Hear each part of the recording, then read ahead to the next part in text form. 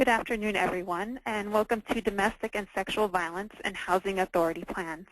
My name is Malia Schultzman, and I am a staff attorney at the National Housing Law Project in San Francisco. I'd like to thank our sponsor today, the Department of Justice Office on Violence Against Women. The National Housing Law Project is a national technical assistance provider for the Office on Violence Against Women, which means that we have the honor and privilege of serving all of you in the work that you do to work on behalf of domestic and sexual violence survivors. National Housing Law Project is happy to provide you assistance on housing-related issues via phone or email. We'll get to our contact information on the last slide of this presentation, but do feel free to contact us at any time when you do have questions relating to the housing rights of survivors of domestic and sexual violence. Additionally, we're happy to provide training and materials for those of you who need any type of assistance, again, with the housing rights of domestic and sexual violence survivors. I'm joined on the webinar today by my colleague, Catherine Bishop, who is first going to provide an overview of the Housing Authority Plan process before we get into the specifics of how it relates to domestic violence survivors. But before we get into the substance, we'll do some housekeeping issues first.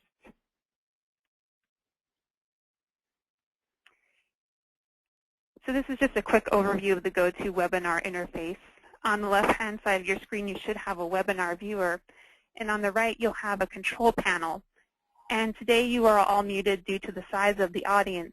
But if you have questions, we really encourage you to use the questions box on the right to submit them to us, and we'll answer your questions throughout the webinar.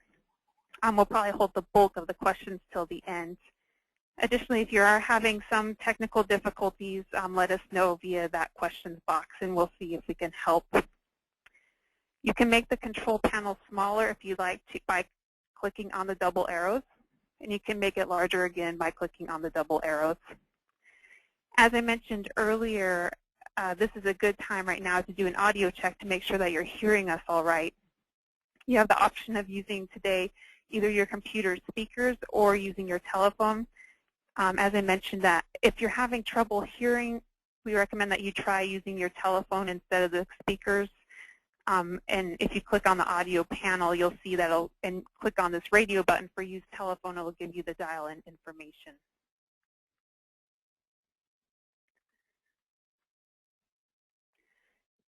Some additional housekeeping matters before we get onto the substance of today's presentation. Materials were emailed this morning to all registrants, and we'll send them out again to everyone who registered for the webinar. If you did register at the last minute, it's possible that you didn't get the slides. So no worries, we'll resend them to you all afterwards. This session is being recorded. We'll send a link to the webinar recording to all registrants afterwards. Finally, we are offering CLE for New York and California attorneys once we verify that you attended the webinar.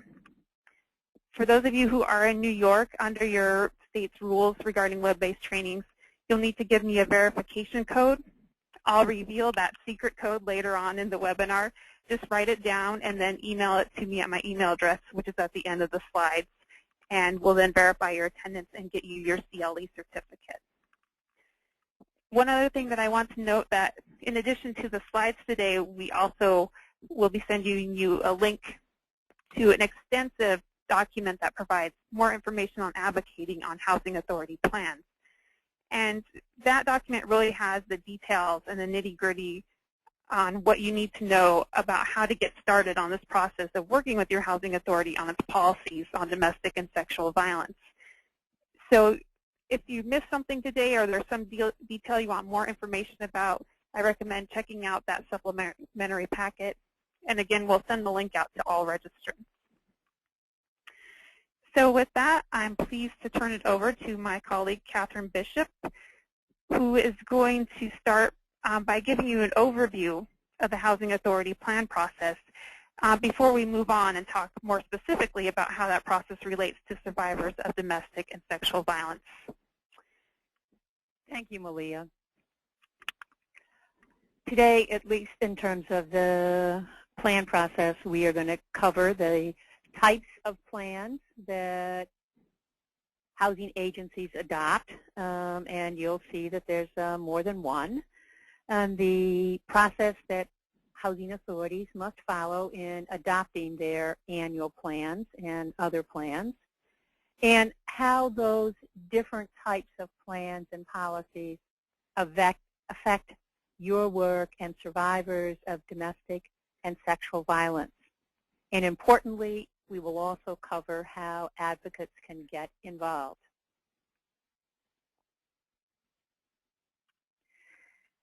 Why does this matter? Advocacy around public housing agency plans is important because it provides an opportunity for you to help shape those policies that improve access to public housing and the Section 8 voucher program for survivors of domestic and sexual violence.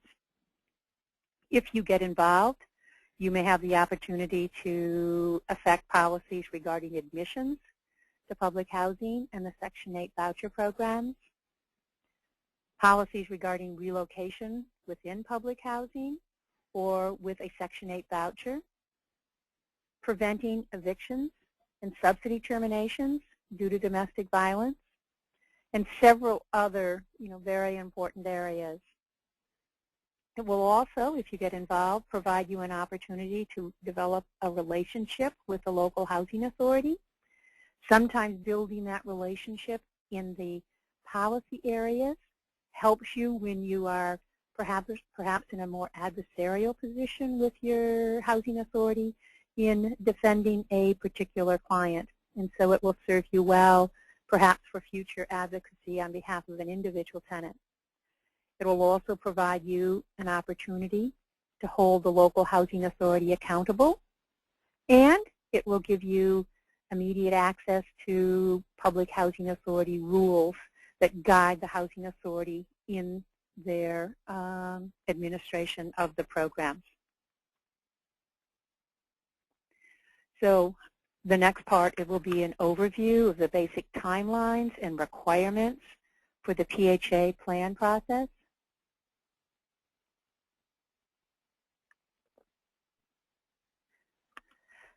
The public housing authorities maintain several different plans, including the annual and the 5-year plan.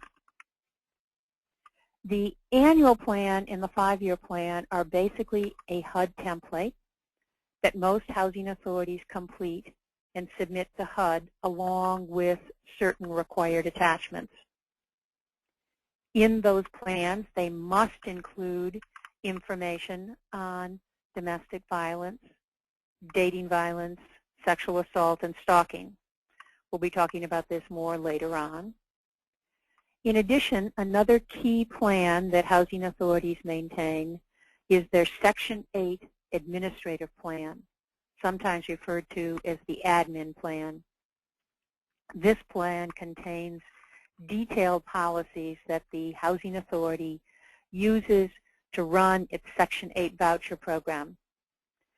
There is a parallel document for those housing authorities that also run or administer a public housing program, and that document is the Public Housing Admission and Continued Occupancy Policy, often known by the acronym ACOP.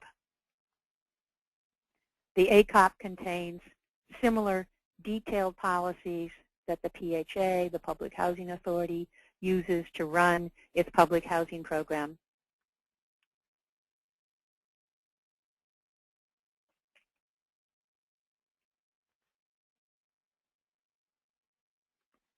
This is an example of the template that I mentioned.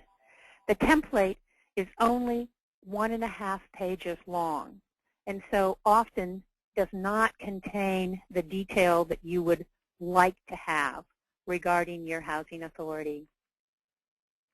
And you can note by this example of the heart of the first page of the template, on an annual basis, the housing authority is required to identify those changes in the plan that the housing authority is proposing for that particular year. So if you want to see those plans or the changes that they are proposing in context, you need to look at other documents. For example, here is the administrative plan for the Housing Authority of New Orleans. And look, this is just the first page of the table of contents. You can tell that there is substantially more detail here than is provided in the annual plan. You know, there's 6 pages here on fair housing obligations. There's a lengthy chapter on eligibility. You know, interestingly enough, this one includes questions about family breakup that are often key issues that individuals who are dealing with survivors of domestic violence may be interested in influencing. So how can you obtain copies of the plans that housing authorities have? With respect to the annual plan, you should contact the local housing authority, as it must make its proposed annual plan available to the public.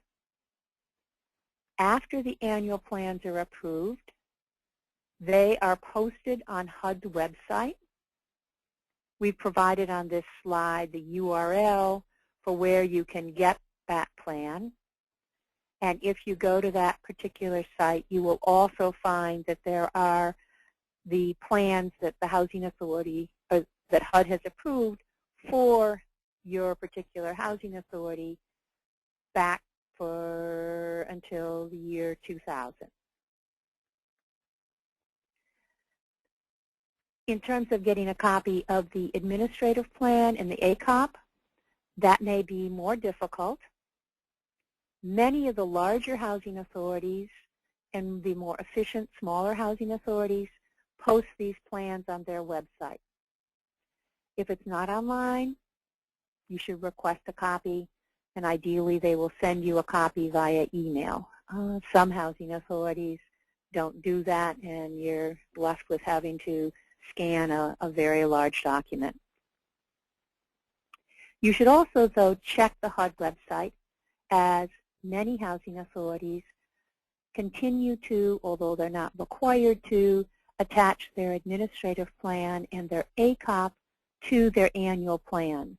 So you may be able to get a copy of the most recent administrative plan or ACOP by going to the HUD website.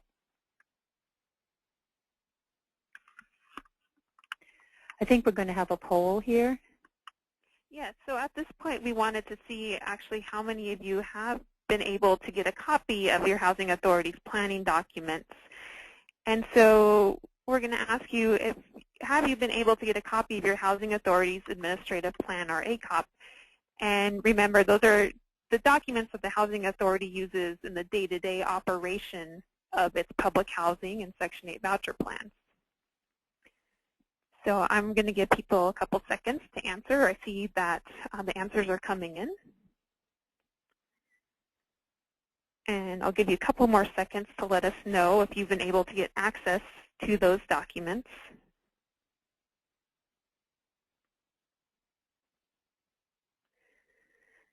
All right, so it looks like about 29% of you have been able to get a copy of your housing authority's administrative plan or the public housing admissions and continued occupancy policy. 67% of you have never requested it. So hopefully, given the information that Kathy shared with you today, perhaps after this call, you'll go ahead and get in touch with the housing authority so you can see what those documents look like. And we're also happy to help you in that process of getting copies of the plans.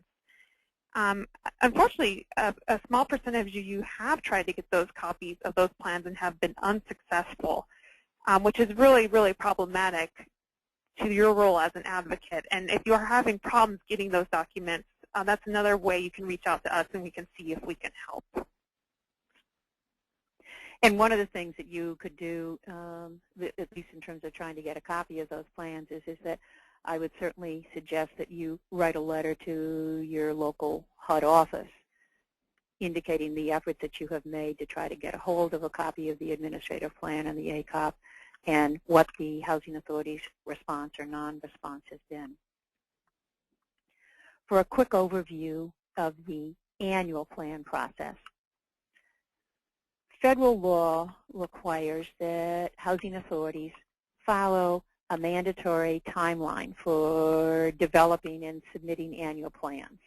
And even though it's mandatory, a housing authority can go more quickly, but they must at least meet the minimum requirements.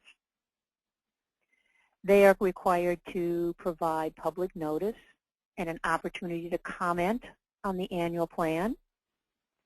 They're required to hold a public hearing on the annual plan. Every housing authority, with a few minor exceptions, is required to have a resident advisory board to advise them on the annual plan, and they're required to respond to written comments made by the RAB. Every housing authority must have their annual plan approved by the Board of Commissioners for the housing authority. And then I just wanted to note that there are a few exceptions. You know, some small housing authorities, those housing authorities that have less than 550 vouchers and public housing units combined, they have a slightly different process. And then there are, in addition to that, there are 35 moving to work housing authorities nationwide. And moving to work housing authorities are housing authorities that are participating in a demonstration called Moving to Work. And that demonstration allows the participating housing authority a lot of flexibility in administering their public housing and voucher program. And it allows them to waive many key statutory mandates of these programs. But as I said, that's very few of the housing authorities nationwide. But they do also have a planning process that must be public. It's just different than the one that we're describing here, although it has some very similar features.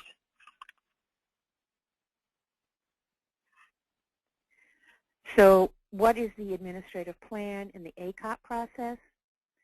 The administrative plan and the ACOP are supporting documents to the annual plan, and housing authorities often revise them at the same time as they revise the annual plan, and they bring them to the board, making those changes for board approval at the same time. As an advocate, reviewing the administrative plan and the ACOP is especially important because local housing authority staff tend to rely upon these documents when they're making decisions. They don't refer to the United States Housing Code. They don't refer to the CFRs. They look at their own planning documents. Some housing authorities do revise their administrative plan and their ACOP outside of the PHA plan process, and you just have to find out what your housing authority is doing in a particular year. And as an advocate, you should ask the housing authority to notify you whenever it proposes changes to the annual plan, the administrative plan, and the ACOP. And I would do that in writing and also do it orally to the individual at the housing authority that's responsible for making changes in those documents. Timing for the PHA in their annual plan process is dependent upon the PHA's fiscal year. Not all housing authorities begin their fiscal year at the same time. You can get information on your PHA's fiscal year. It's available at the URL that's provided on this slide. It's also available if you have a prior annual plan that you've looked at with your, or somebody else has looked at in your office, in terms of it's on that template that we discussed earlier. It lists when the housing authority's fiscal year is. The annual plan must be submitted to HUD 75 days before the end of the housing authority's fiscal year. And before submission, the Housing Authority must hold a public hearing and give a 45-day notice of that public hearing to the public. The comment process, however, often begins at least 5 months before the end of the Housing Authority's fiscal year. And the process begins earlier so that the PHA can meet the required deadlines. In terms of looking for when your Housing Authority's fiscal year is, here is an example from the HUD website for Arkansas of the fiscal year for a variety of housing authorities in Arkansas. And if you go to the HUD website, you will see a similar listing of housing authorities by fiscal year for your state.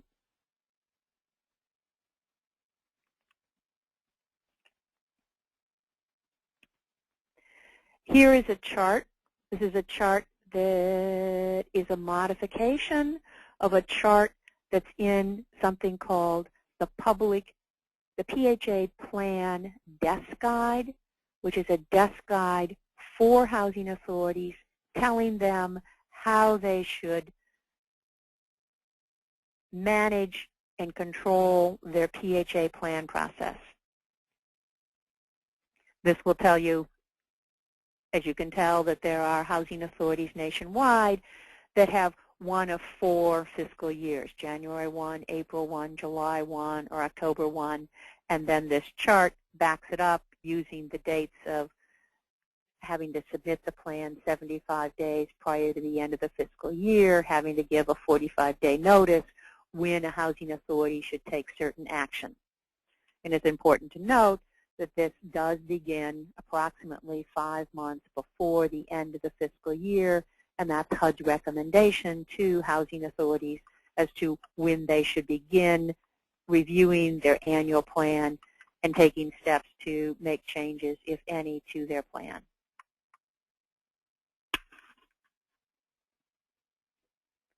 With respect to notice and opportunity to comment on PHA plans, we certainly suggest that you contact the housing authority well before the comment period begins to indicate your interest in participating in the plan process. If you know what you want out of that plan process, the earlier that you're able to tell PHA staff, the better off you are, just in terms of making sure that language that you would like to see in the plan, in the administrative plan, in the ACOP, is something that the housing authority staff is aware of, and that they may therefore decide to use your language as opposed to their language, or they may decide that they will make a change that they were not thinking of making this year, but because you have prepared something and they don't disagree with it, they'll move ahead with that change in the year that you're making comments. You certainly should ask the housing authority to notify you by mail once plans are available. You should consider partnering with other local agencies to submit comments. And as I've said previously, rather than just critiquing the language of comments, you should include the language that you would like to see in those plans. Certainly before the public hearing, you should offer to meet with the housing authority staff to discuss any proposed changes. I think we have another poll here, Malia. That's right. So we wanted to hear more about how you all have been involved in the Housing Authority plan process. So we're going to run another poll to ask you all about that. And on this one, you can select all that apply. So which best describes your involvement in Housing Authority plans? I have reviewed parts of the plans. I have met with the Housing Authority to discuss the plans. I have submitted written comments on the plans. I have attended a public hearing or a meeting on the plans, or I have not yet been involved in Housing Authority plans. So we'll give you a little bit of time to go ahead and vote and let us know What type of involvement have you had in the Housing Authority Plan process?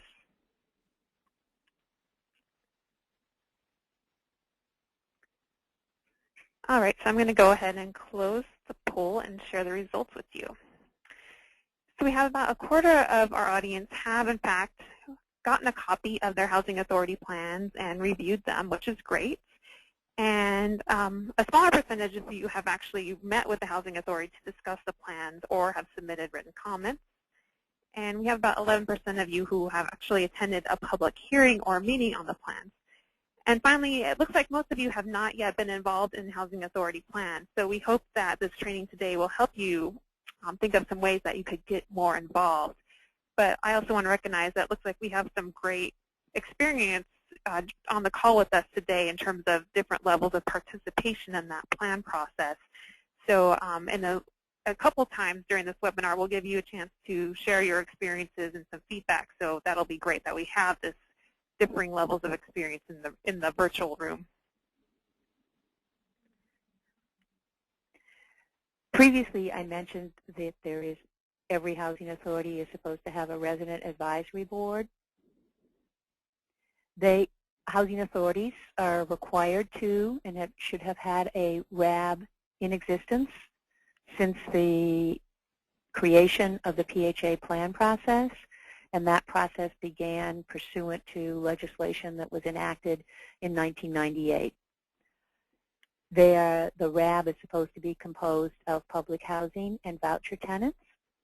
There are detailed regulations as to how that RAB is formed. There are special rules that apply to the formation of the RAB if there's a recognized public housing tenant council. That council can be either for a particular development or it can be a jurisdiction-wide resident council. If there is no public housing council or jurisdiction one, then it's the housing authority that selects the members to the RAB. The housing authority must provide the RAB with drafts of the plans.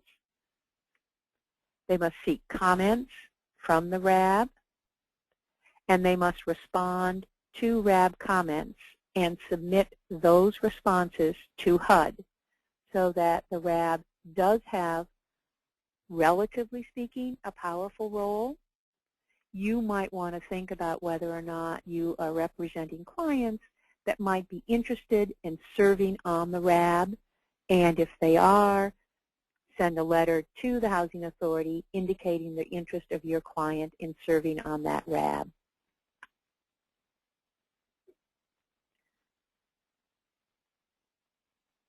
Advocates also may want to interact with RAB members by providing them information on domestic and sexual violence and how the PHA's policies could better serve survivors.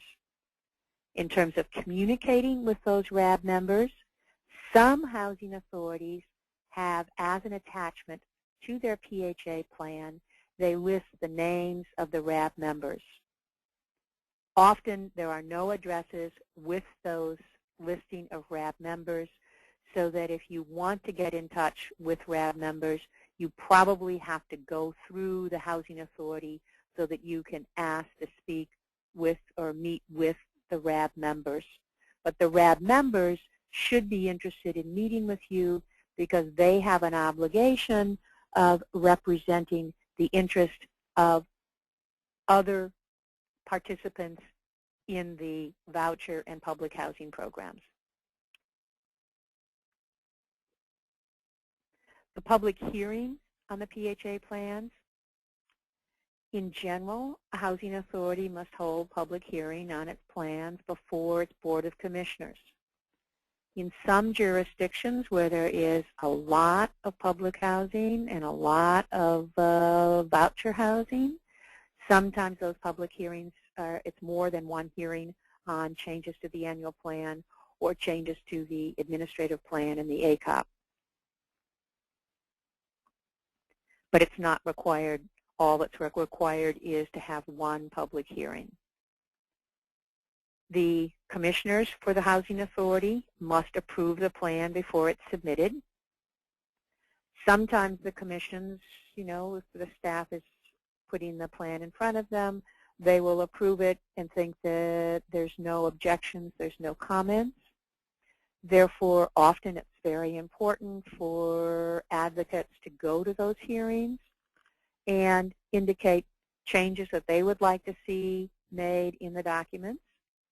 Remembering, of course, that those of you on the call that have been to those public hearings, that you're often restricted to a very few minutes per speaker. For that reason, we definitely suggest that if you have comments on the plans, that you bring copies of those comments to the commission meetings, and if you can, get copies of those comments to the board prior to the public hearing.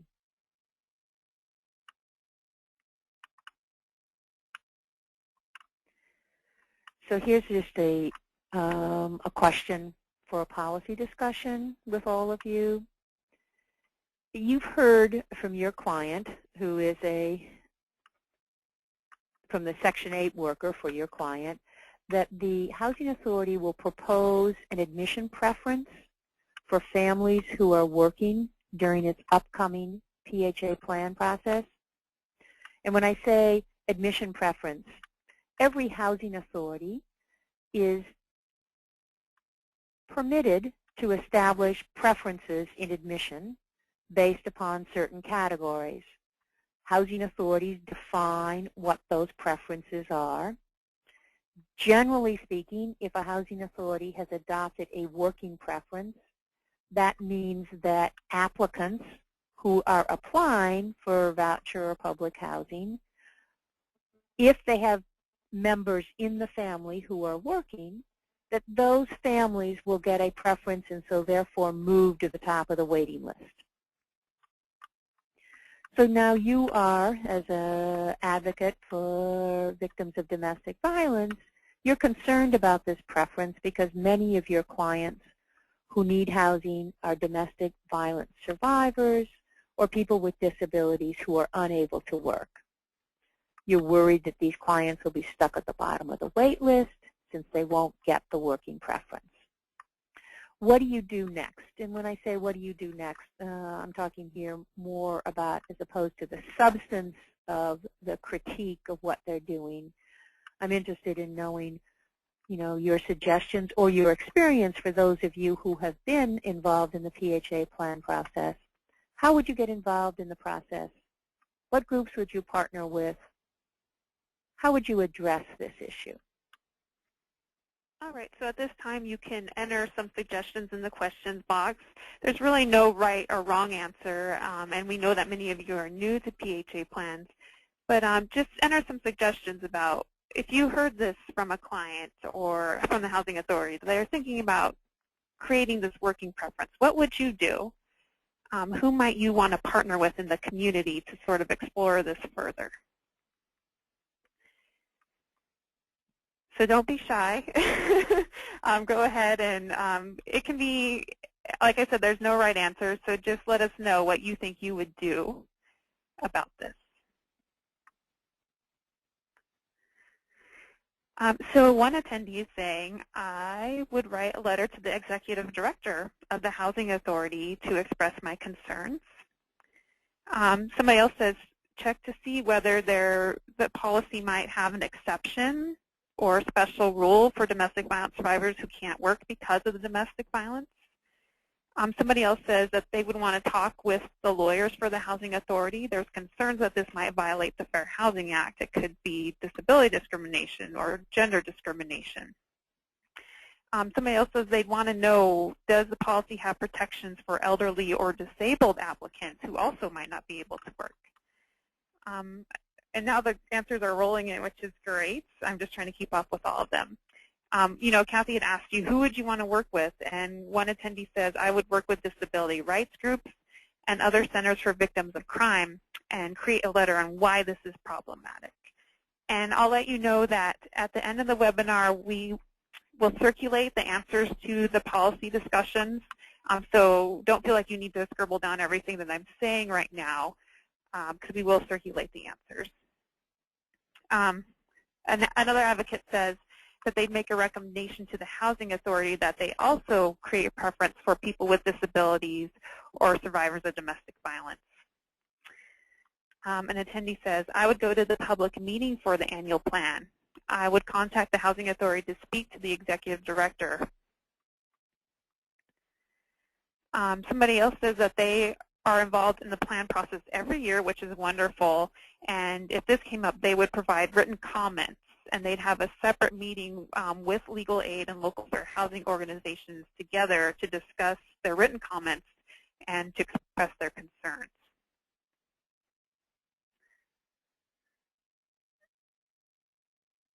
I'm just looking at the other answers.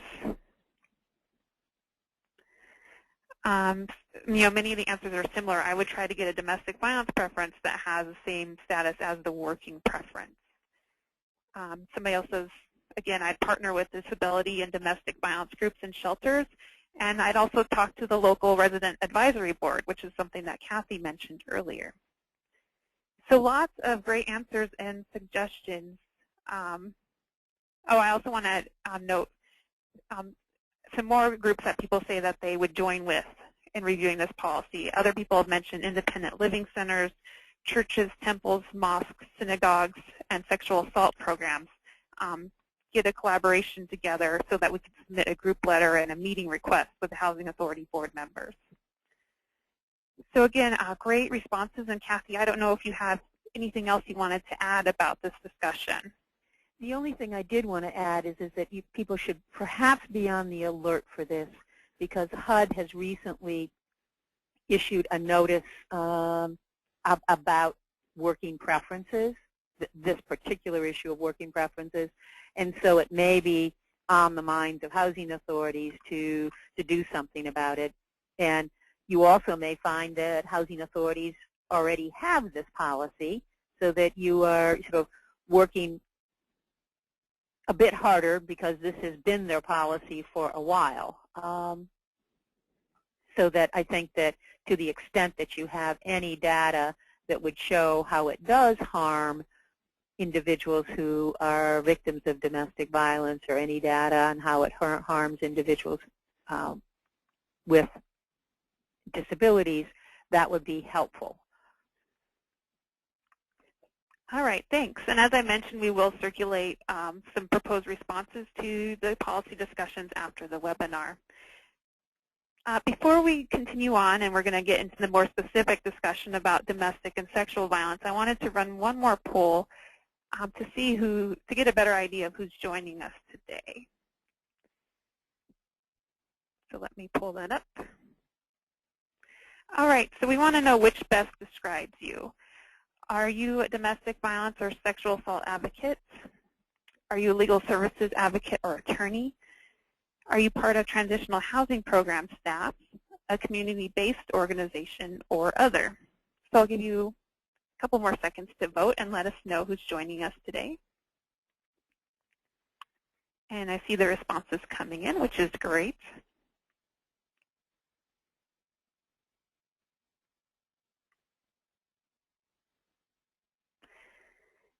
All right, so it looks like 24% of you are domestic violence or sexual assault advocates.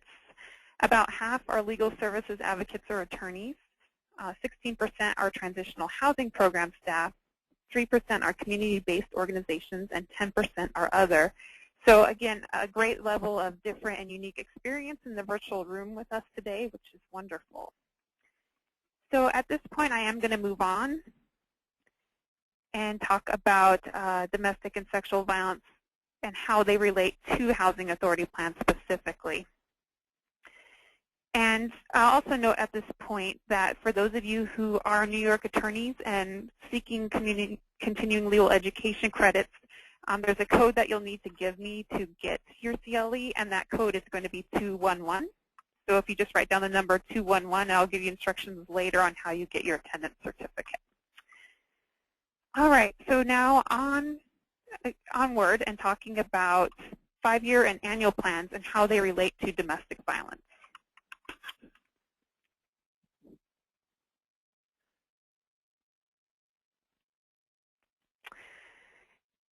So housing housing authorities have specific obligations regarding their annual plans and how they address domestic violence in those annual plans. As Kathy mentioned, the annual plan is sort of a template that the housing authority has to give to the housing authority, to HUD each year. It's usually a fairly brief document that doesn't have a lot of details about their policies, but does have some details.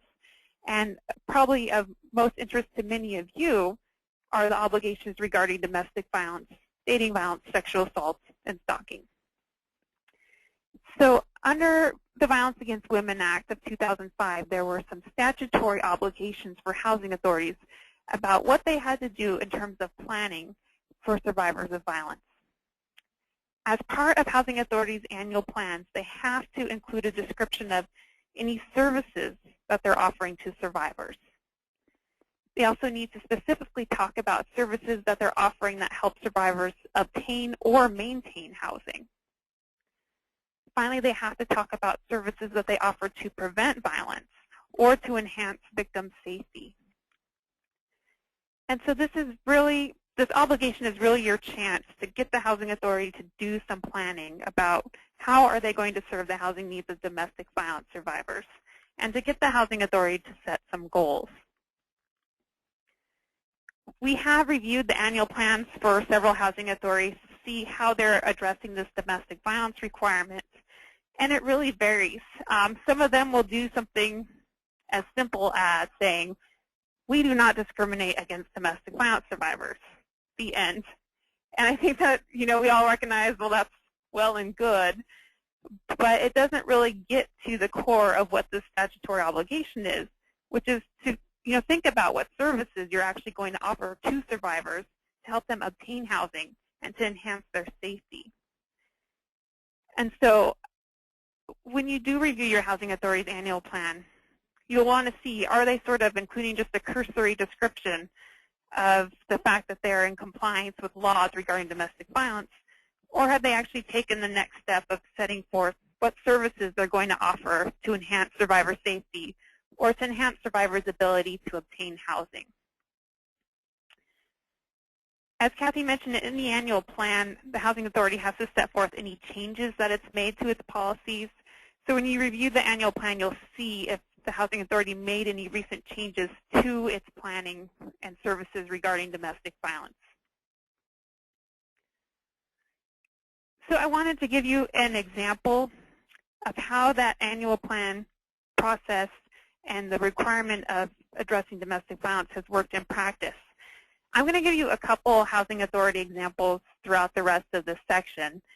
And I want to let you know that I'm not saying that these housing authorities are perfect, and I imagine several of you in the room might have some beefs with these housing authorities.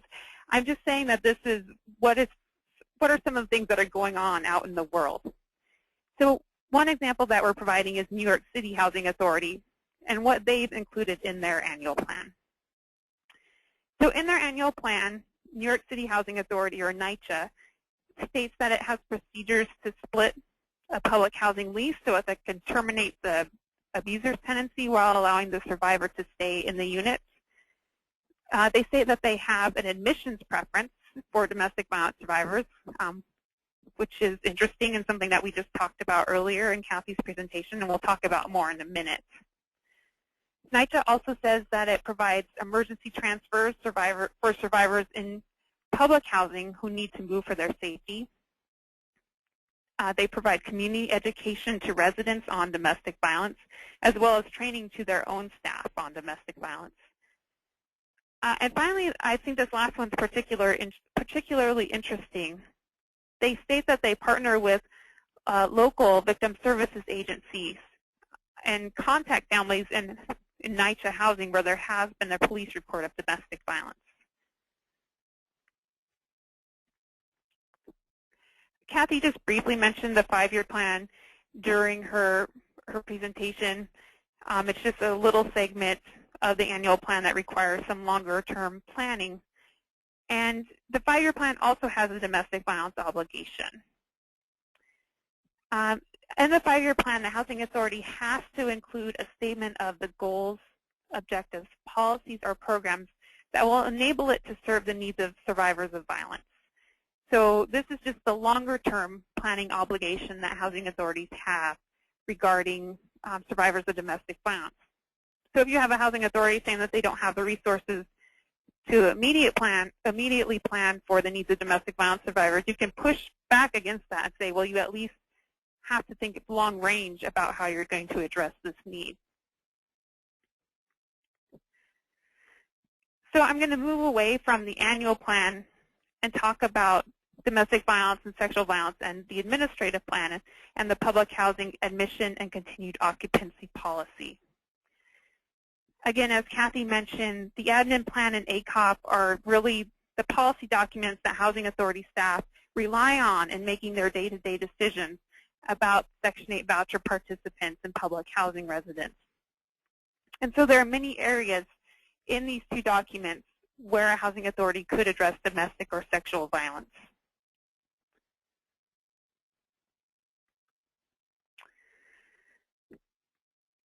So I first want to talk about the Violence Against Women Act, or VAWA, and how it relates to administrative plans and public housing admission and continuing occupancy policies. Many housing authorities have included the Violence Against Women Act housing protections in their administrative plans and ACOPs. As many of you might know, VAWA basically says that if you're a survivor of domestic violence, you can't be denied housing or evicted or have your assistance terminated based on the violence committed against you. And many housing authorities have taken the step of looking at their obligations under VAWA as stated in federal law and incorporating those obligations into their administrative plan and their ACOPs so that their staff understand the day-to-day obligations that they have and have a real understanding of how VAWA relates to them in their daily work. And so it's critical to review your housing authority's administrative plan and ACOP to make sure that they've incorporated those VAWA housing protections into those policies. And we're happy to help you do that. And while incorporating the VAWA protections into the housing authority's plans is a great first step, there are certainly areas where housing authorities should go above and beyond VAWA and really fulfill their duties to address the housing needs of survivors that we talked about earlier. So some examples of how a housing authority could do that: they could enact an admissions preference for survivors of domestic and sexual violence, which we'll talk about in a minute. And we'll talk about all of these more in greater detail in a second. Another thing that they could do that goes above and beyond VAWA is to provide emergency transfers and public housing for survivors of domestic and sexual violence. And finally, they can provide protections against evictions and terminations to survivors of sexual violence. And the reason why we included this one is that the Violence Against Women Act protections against eviction and subsidy termination, they currently only explicitly apply to survivors of domestic violence, dating violence, and stalking. They don't explicitly include survivors of sexual violence. And so we've encouraged advocates to get their housing authorities to also include survivors of sexual violence among those tenants they'll protect against eviction. And we know that, for example, advocates in Chicago have been successful in getting the Chicago Housing Authority to adopt those sort of protections for survivors of sexual violence. I'll also note that there is an effort in the next reauthorization of VAWA to make sure that survivors of sexual violence are included among the housing protections, but that could be a ways off. So for now, this is something you can do at the local level to ensure that survivors of sexual violence get those eviction protections. So I want to move on now and talk about admissions preferences for survivors of domestic and sexual violence.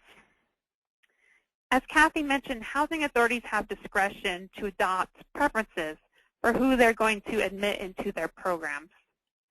And in fact, they have discretion, if they want to adopt a preference for survivors of domestic and sexual violence. This type of preference basically provides a priority on wait lists for Section 8 vouchers or public housing units for survivors of domestic and sexual violence. In other words, it helps them move up the wait list faster than other applicants. Many advocates ask us what they need to do in order to get this type of preference enacted in this jurisdiction or in their jurisdiction.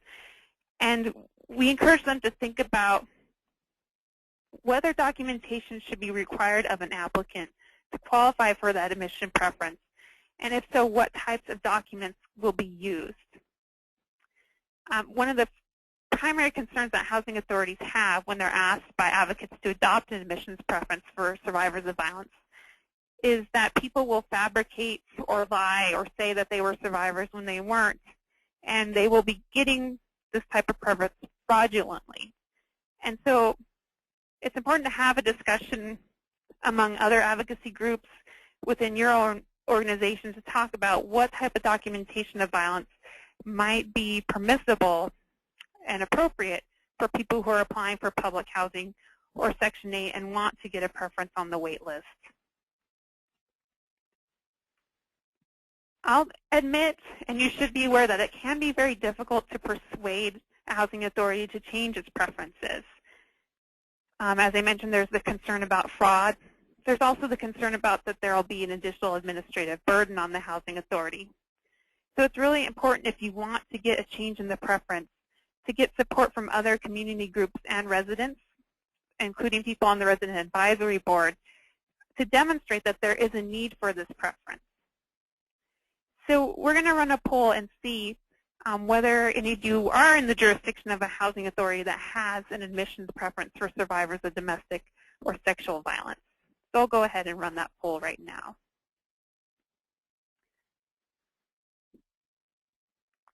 All right, so we're asking, does your housing authority have an admissions preference for survivors of domestic or sexual violence?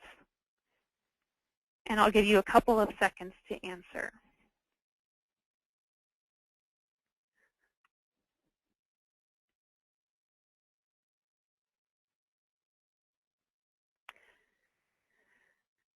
All right, so about a third of you are in jurisdictions that have a domestic violence admissions preference, which is great. And maybe some of you can share tips about how you got that preference adopted. 20% of you say no, you don't have that type of preference, and about half of you are not sure, so you'll need to look at your housing authority's administrative plan or ACOP to see if there's a preference.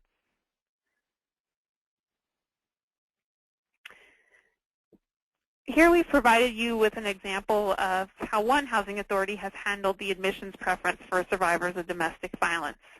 And again, as I mentioned, we're not saying that these policies are perfect or the best policies, but we want to give you a concrete example of what's happening out in the world. Sometimes when housing authorities, when you're doing advocacy with them on these types of issues, they'll want to know, well, has anyone else done it? And so we want to give you an example of somebody else who has done it. And so Boston Housing Authority has an admissions preference for applicants who are or recently were victims of domestic violence, dating violence, or stalking. They do require documentation. They've developed their own certification form that needs to be signed by a physician, social worker, domestic violence shelter employee, also an official from the court, local government, or law enforcement. As an option, instead of that certification form, an applicant can also give third-party written verification from a qualified third party that's listed here. So this is just an example of how one housing authority has handled the documentation issue. Again, this is a very critical issue for housing authorities that are thinking about adopting an admissions preference. All right, so we discussed admissions preferences, which help people move to the top of the wait list faster. Now I want to talk about admissions criteria. In other words, what are the requirements that an applicant has to meet to actually get admitted into the housing? There are rules that require housing authorities to include in their administrative plan and ACOP their criteria regarding criminal history, what their policies are regarding criminal history screening, basically. Also, if the housing authority chooses to screen on the basis of credit or tenancy history, and many do, they need to include that type of criteria in their public housing ACOP and the Section 8 administrative plan. As many of you know, screening for credit and tenancy history and criminal history can be very problematic for domestic violence survivors who may have negative history based on something that the abuser did. So to help combat that, there are some policies that housing authorities can adopt in their plans that make it a little easier for survivors to meet their admissions criteria. At the very minimum, a housing authority should have in its plans the VAWA language stating that an applicant cannot be denied housing based on his or her status as a survivor of domestic violence. Another thing that might be helpful is that if the housing authority has a policy stating that any denial of assistance letters will notify applicants of their VAWA rights, because we're seeing that many applicants aren't even aware that they have rights under VAWA. Another type of policy that is helpful is language stating that the housing authority staff will consider whether negative tenancy, criminal, or credit history was related to domestic or sexual violence committed against the applicant. In other words, if the applicant does have some sort of negative history, the housing authority will consider whether that negative history was related to violence committed against the applicant. And so here's just an example of a housing authority that has adopted that type of policy, which is San Mateo County here in California. Their policy in their Section 8 administrative plan explicitly states that they are aware that a victim of domestic violence might have an unfavorable history that would otherwise be grounds for denial. But if they decide to deny admission to an applicant, they'll include in their notice of denial a statement about the VAWA protections. In other words, put the applicant on notice that they may have some rights under VAWA. And they'll also offer applicants an opportunity to provide some documentation showing that the cause of their unfavorable history is that a member of their family is a victim of domestic violence. Another area where housing authorities have a lot of discretion, and that is very important in situations involving domestic violence, is family breakup. Housing authorities have to have policies stating how they're going to determine which family members will retain a Section 8 voucher or a public housing unit if a family breaks up. And those family breakup policies should really explicitly address domestic or sexual violence. So you might have a case where a survivor left the assisted unit for her safety, or the abuser was kicked out of the public housing unit or Section 8 voucher unit by a restraining order. You might think about working with your housing authority to adopt a policy saying that if domestic or sexual violence contributed to that breakup, the housing authority will prioritize the victim of domestic or sexual violence. Another thing that's important for many advocates is to think about what role do we want custody arrangements to play in the housing authority's family breakup policy. Do you want the housing authority to have a policy stating that the custodial parent will get priority for retaining the unit if the family breaks up? Do you want the housing authority to think about custody in combination with several other factors? Many housing authorities have problematic policies on family breakup that need to be updated. And so we're going to give you an example of that on the next slide. So this is another opportunity for you to provide some feedback. So let's say that you're reviewing your housing authority's Section 8 administrative plan. And the plan states that if a Section 8 voucher household breaks up, the housing authority will decide which household member will continue to receive voucher assistance by considering who is listed as the head of household on the voucher, who is currently residing in the assisted unit, or is there a signed agreement by the family to assign the voucher to a particular household member. So we just want to hear from you all, why would that type of policy be problematic, and what might you propose instead of that policy? So I'll give you a couple minutes to give us some feedback.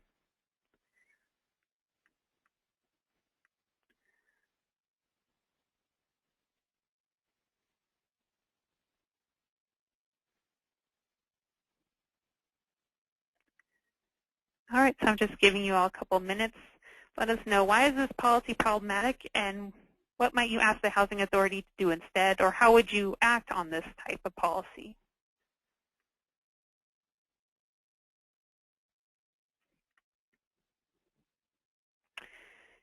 So one of the attendees is saying that this type of policy is problematic because often the abuser will be listed as the head of household.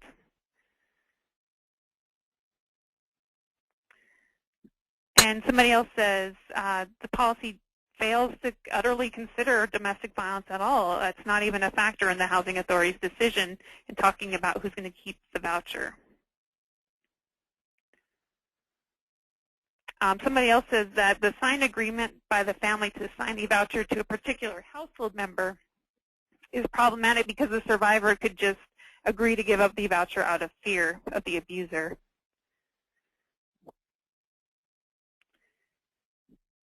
So in terms of alternative policies, somebody is saying that domestic violence needs to be listed as an explicit consideration in terms of who gets the voucher when the family breaks up.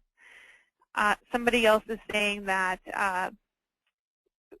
who is the custodial parent should also be one of the factors that's considered.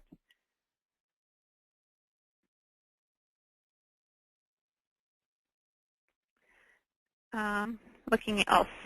Yeah, so a lot of you have identified this as being a very problematic policy. And I have to say that these factors that are considered here are actually pulled from actual housing authority plans. So there are agencies out there that consider all of these factors but don't have domestic violence listed as one of the factors that they consider when the family breaks up. So it's important to review your housing authority's policy on family breakup and make sure that domestic violence is explicitly listed. Other factors that people sometimes recommend is that the housing authority consider the recommendations of social services agencies.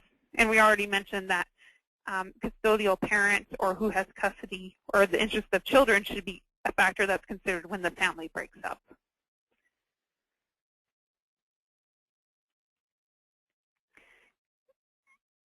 So on this slide, we've included a sample family breakup policy that's sort of an alternative to what we discussed earlier. So this particular housing authority has a policy stating that if there isn't a judicial decision about who gets to keep the voucher or public housing unit, the housing authority will consider things like the interest of minor children, the interest of elderly or disabled family members, risks to family members as a result of domestic violence or criminal activity, and the recommendations of social services professionals. Really important here is housing authority makes clear that head of household status shall not be determinative because we're seeing in several jurisdictions that it is a determinative factor in family breakup. And as many of you mentioned, that can be problematic where the abuser has always controlled the finances and is listed as head of household. In addition to these factors, this particular policy states that the housing authority will prioritize victims of domestic violence, dating violence, or sexual assault or stalking where violence was a contributing cause of the household breakup. All right, so now moving on to the next type of policy, we're going to talk about evictions and Section 8 terminations. VAWA, as I mentioned, has language stating that acts of domestic violence cannot be good cause for terminating the victim's lease or voucher.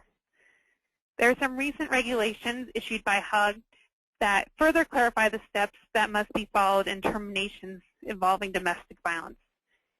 And we recommend that housing authorities revise their Section 8 admin plans and ACOPs in light of the new regulations.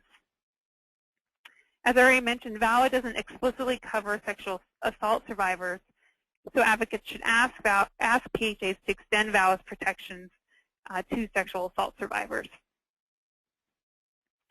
Some other helpful policies that housing authorities can adopt is a policy stating that in making an eviction or termination decision, the housing authority will consider the role that domestic violence or sexual assault played in the lease or program violations.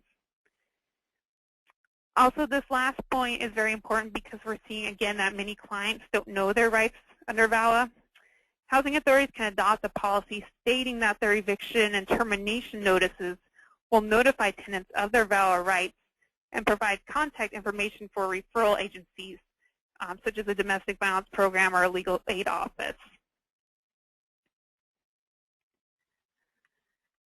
The next type of policy I want to talk about is moving with a Section 8 voucher. The Section 8 administrative plan will include the Housing Authority's policies on when you can move with your voucher.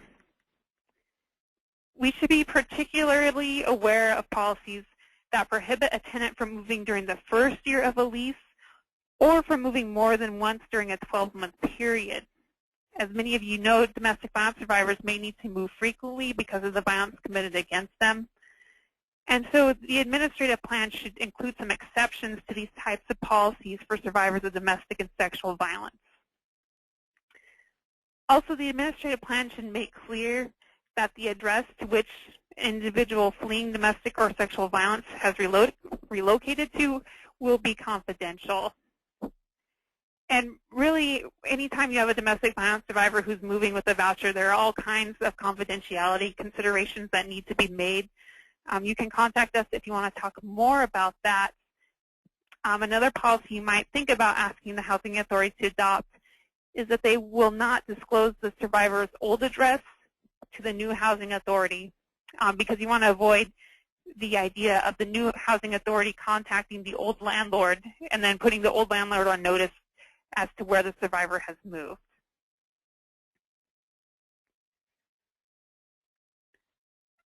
Another area where housing authorities have a ton of discretion and it really impacts domestic violence survivors is emergency transfers within their public housing units. A housing authority's public housing admissions and continued occupancy plan has the policies on when a public housing resident can move from one public housing unit to another. It's critical that the ACOP include a policy stating that a resident can request an emergency transfer on the grounds of domestic or sexual violence. The ACOP should include the timeline under which the housing authority must act on the emergency transfer request. You as an advocate may need to meet with the housing authority and ask them what a reasonable timeline is for moving a tenant from one public housing unit to another. Advocates may need to work with the housing authority regarding, again, the type of documentation that will be required. Again, this is an area where the housing authority has discretion to say what type of proof of domestic violence or sexual assault that they'll require, and this is a place where you can be influential. The transfer policy should include confidentiality language saying that the PHA will not disclose where the survivor has moved to. The last bullet point is one that many advocates have asked their housing authorities to consider and is difficult to do advocacy around, but is really critical. In many jurisdictions, there simply aren't any other safe available public housing units for a survivor to move to. And so in those cases, it might be better for the housing authority to simply issue the survivor a Section 8 voucher so he or she can choose the development or the apartment where he or she wants to live and will be safe. There is some resistance to that approach with housing authorities saying that they don't have enough vouchers to go around to be giving a voucher to a current public housing resident who needs to move for safety. But it's an issue we've worked on, and if it's something you're interested in, we are happy to provide you with some support on that. So we want to give you another opportunity regarding a policy discussion around a housing authority's admission and continued occupancy plan. And the plan says that a public housing tenant can request an emergency transfer to another public housing unit if he or she is a victim of crime. To qualify for that transfer, though, the victim of crime has to present the housing authority with a letter from a police officer or district attorney recommending that the victim move. So we'd like to know what suggestions would you make regarding this emergency transfer policy in public housing. So I'll just give you a few seconds to type in some responses about how this policy could be improved.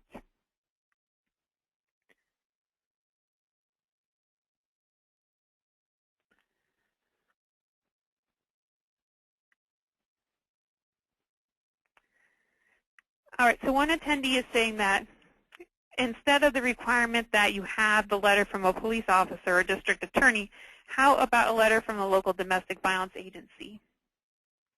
A really important issue that somebody identified here is what is a crime under this policy? What is defined as a crime?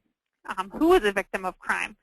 Because the issue is that somebody may be a survivor of domestic violence, stalking, or sexual assault, and housing authority staff might not recognize that certain acts of domestic violence or stalking are actually crimes. They may not accept that putting someone under surveillance and sending them threatening text messages all day is actually a crime and might be a reason why somebody needs a transfer. Or some housing authorities sometimes have the requirement that you be cooperating with prosecution of a person or that you have a police report in order to establish that there's been a crime. And so that can be very problematic for domestic violence survivors as well as stalking survivors. So in terms of recommendations for improving this, people are saying that the housing authority should accept a restraining order as proof for medical records. Again, letters from victim advocate, shelter caseworker, or an attorney. How about a letter from a campus services center or a senior center? Because many survivors do not report to the police or the district attorney. Somebody is saying that this policy should explicitly include domestic violence, sexual assault, and stalking. And that's, again, that goes to the issue of victim of crime isn't specific enough.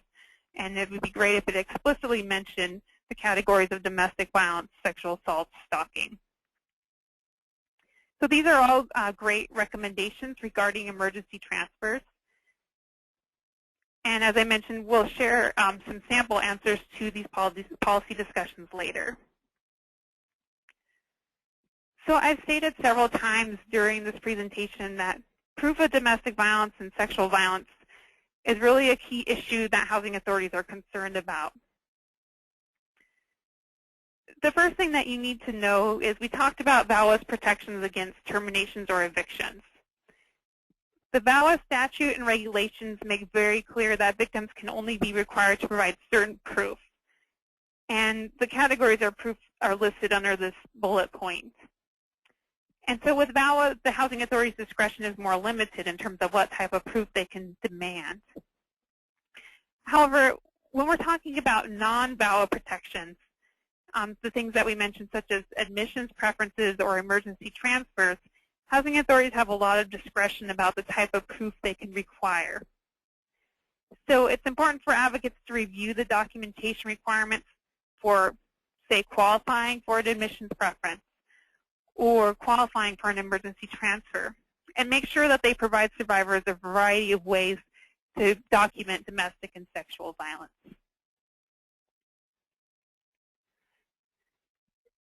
So we're going to go over some quick advocacy tips, and then we'll open it up for questions. So in terms of getting started with housing authority plans, as we mentioned, one of the first steps is requesting a meeting with your housing authority in advance of the housing authority annual plan process to discuss some of the policy changes that could help survivors. It can be really easy to miss the public notices on when housing authority plan process is starting and when the draft plans are being released. They're often published in newspapers, and so many of us don't read those public notices in newspapers and might miss this important information. So it's a better idea to ask the housing authority to notify you individually when the housing authority plan process is beginning and when those draft plans are available for review.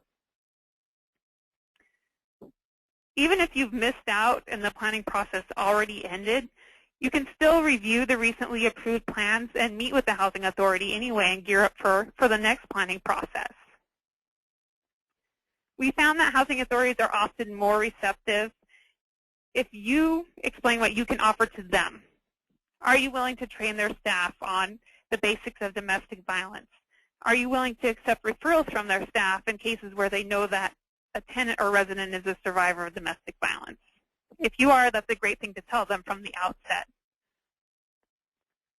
And finally, if you're successful, which is wonderful, and your housing authority does adopt some new policies regarding domestic and sexual violence, it's important to discuss with them how are they actually going to let tenants and community agencies know about those policies. So as I mentioned, we're happy to take your calls and emails when you have questions about housing rights of domestic and sexual violence survivors. Our website is below, which has additional information. We will circulate the slides again after this training. For those of you who are New York attorneys and need your CLE credits, again, the code was 211. And my email address, Malia Schultzman, is on this slide, so just email me with the code and we'll make sure you get your certificate of attendance. So with that, we're going to take a couple of seconds to review your questions. And so just give us a minute while we take a look at those, and we'll start answering some of the audience questions.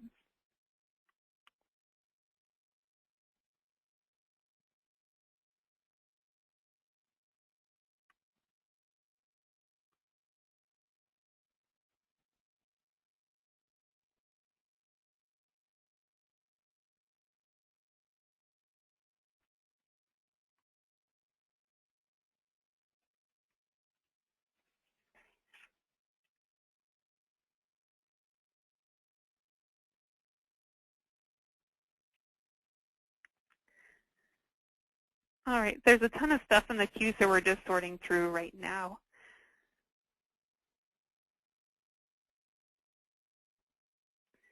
I see a couple of you have asked questions about how this all relates to housing authorities on tribal land. This is something we're going to have to look into some more to see which requirements actually apply to tribal housing authorities. So those of you who have submitted those comments, we'll get back to you later on.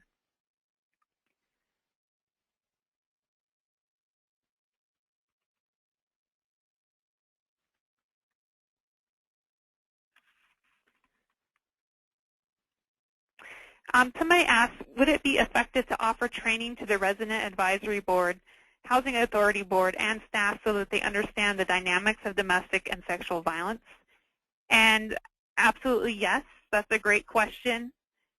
We find that many housing authorities don't understand the basic dynamics of domestic violence and sexual assault. For example, they really don't understand about financial abuse and how that might cause someone to have a bad credit history, or might make it so that they don't have any control over the finances in the household.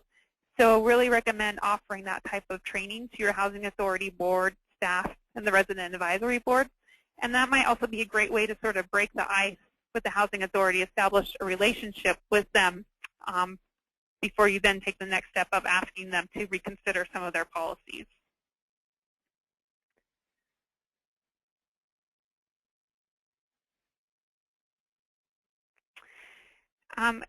Somebody made an interesting comment about the Boston Housing Authority domestic violence preference that I think is really important to note. They're telling us that in Boston, if the domestic violence occurred over 6 months ago, people often end up losing the admissions preference if they're in a shelter or transitional housing for longer than 6 months.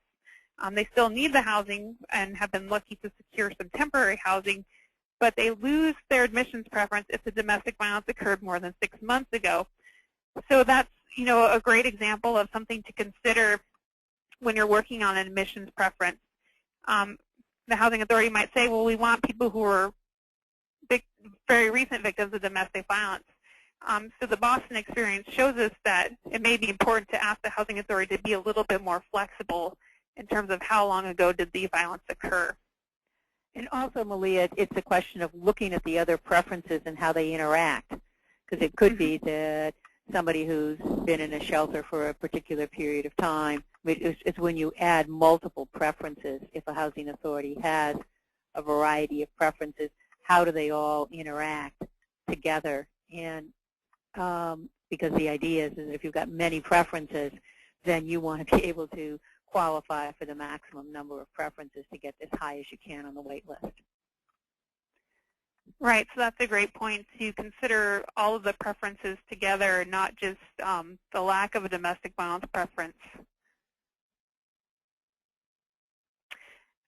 Kathy, could you talk about this a bit? What are the options for getting an interim policy change, for example, before the annual planning process begins? You know, I mean, I think practically speaking, housing authorities may be resistant to that. I mean, most of the time for interim changes, housing authorities will do that because it's something they want to do, so that you have to sort of convince them that they want to do it in addition to trying to get it accomplished. That doesn't mean that you shouldn't come in and say, okay, you know, plan was just adopted yesterday and I'm new here or I'm picking this issue up. You know, you could go in asking for an interim and use that to, you know, that entryway to begin the conversation with the housing authority. But as I said, because it is from the housing authority's perspective, the plan process is cumbersome because of the obligations of consulting with the RAB, the obligations of having the public hearing. You will find resistance to that, you know, unless it's something they want to do, or certainly if they failed to put into their 5-year plan the requirements.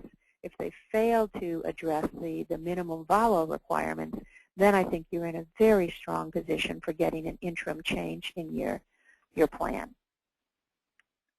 Great, thanks. Somebody else is mentioning that they're in a jurisdiction where waiting lists for housing are closed. And so what do you do in that situation in terms of getting an admissions preference for a domestic violence survivor if the waiting lists are already closed? Jurisdictions have handled that in a couple of different ways. One way is that they state that domestic violence survivors have a priority 1 preference, that they go to the very top of the wait list even though the wait list is closed. Another thing that HUD has permitted is that they've allowed opening of wait lists for certain specified categories that the Housing Authority makes clear in its plans. And of course, this all has to go through the Housing Authority planning process, so the preferences are vetted by the public and the public has an opportunity to comment.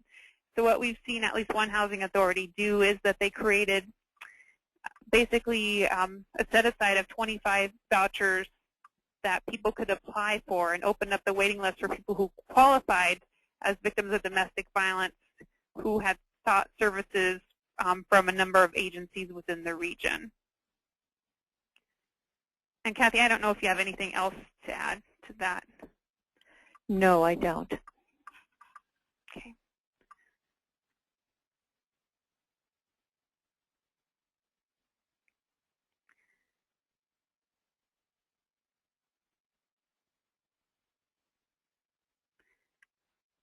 Somebody's asking, can a housing authority be held accountable regarding fair housing laws? And that's absolutely true. They can be held accountable just as any other private landlord could be held accountable under fair housing laws. In the working preference example that Kathy mentioned earlier, that could definitely have fair housing implications if a housing authority didn't make exceptions, for example, for people with disabilities or the elderly. So those types of problematic policies could be challenged under fair housing laws if you're seeing a housing authority trying to adopt something that might discriminate on the basis of race, sex, disability, et cetera. And in addition, you know, as part of the PHA plan process, every year the housing authority submits a certificate in which they have signed a certificate saying that they will comply with the civil rights laws. And it's so that it's part of the PHA plan process to submit that certification. All right, so somebody's asking, when there's multiple preferences, does the PHA just make a qualitative judgment regarding which group gets to move up the list, or is it based on how many factors or preferences a person is identified as having? And you'll need to look at your individual PHA's policies on that. It's handled differently. In many cases, though, what happens is you're awarded, say, a point for every preference you qualify for. So you might get a point because you're a domestic violence survivor and a point because you're currently homeless.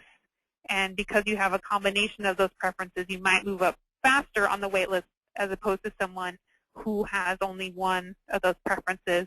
Other things that housing authorities do is that they weight certain preferences, they give greater weight to certain categories of preferences. So for example, they might give 15 points to someone who's a veteran, and that person will move up the wait list very quickly, as opposed to someone who's homeless, and the housing authority has decided that that preference might only get 3 points.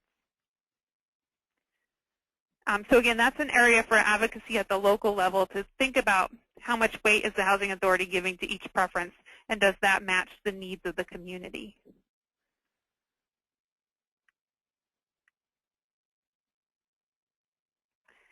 There are some other questions in the queue that aren't directly related to the housing authority plan process, but are still critical.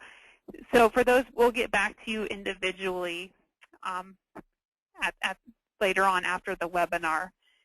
And also one more question somebody has asked about, again, the credit for New York attorneys.